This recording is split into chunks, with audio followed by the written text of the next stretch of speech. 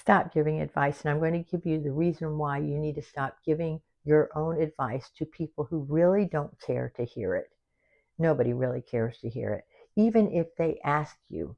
So recently, a friend of mine called me and she just was complaining about her state and her situation and all the things that was going on with her. And in my great wisdom, I said, well, you could be doing this, this, and this. This is what you need to be doing.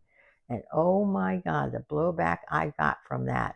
And I remembered in that instant when I was in my Patty mode, giving advice, this is what you need to be doing. It did not turn out well. And so I had to apologize because I did overstep my bounds. I thought, you see, in my great wisdom, that I would be able to help her. And really, what I come across as is self righteous, and I come across as a know it all, and it isn't helpful. That's number one. The second thing about giving advice is we do not know what is best for someone else, especially if they are in crisis. We want to help, and the reason why we want to help, we want to fix them. And the reason we want to fix them is because we are uncomfortable. And the reason we are uncomfortable is because we don't want to have to deal with their pain. And this is our way of avoiding our own pain. I know that sounds a little bizarre, but it is absolutely true. What people really need to hear from you is your support, your care, and your compassion, to hold space. And to hold space means just to listen and ask them, what support can I give you that would be most helpful to you, rather than say, have you thought about this? I guarantee you they have thought about whatever idea that you've come up with.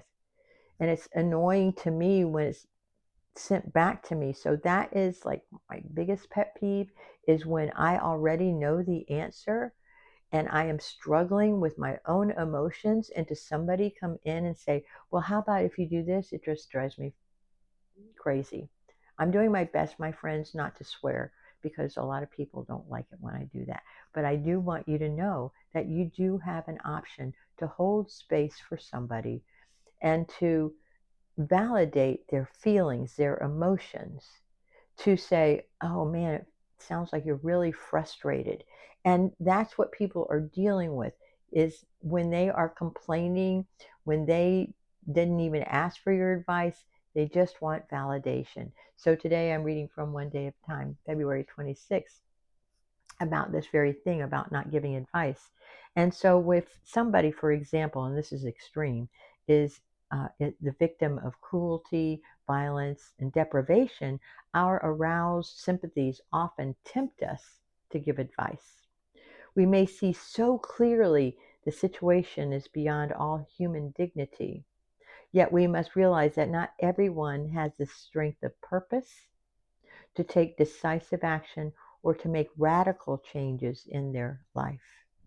If I urge someone to do what I think I would do in a similar crisis, and my advice is acted upon, the outcome may even be an even greater tragedy, and I would be responsible for that. The help I can give is to offer the thought that no one needs to feel trapped, that we do have choices in every situation. And I do not know what course of action is right for anyone else. I can only offer support, compassion, and comfort, and be the good example of the life I am trying to build. And with that, I ask you today, as your spiritual practice, just not to give advice, not even to comment. Well, if you want to comment, comment, but do so from a place of compassion. Hold space for that person who needs your love and your compassion, not your self-righteous advice. I love you, and if you like this content, please put in a comment below and share it with somebody, because you know there is, and I'd love it if you subscribe, just because I like having a community of people I can share with.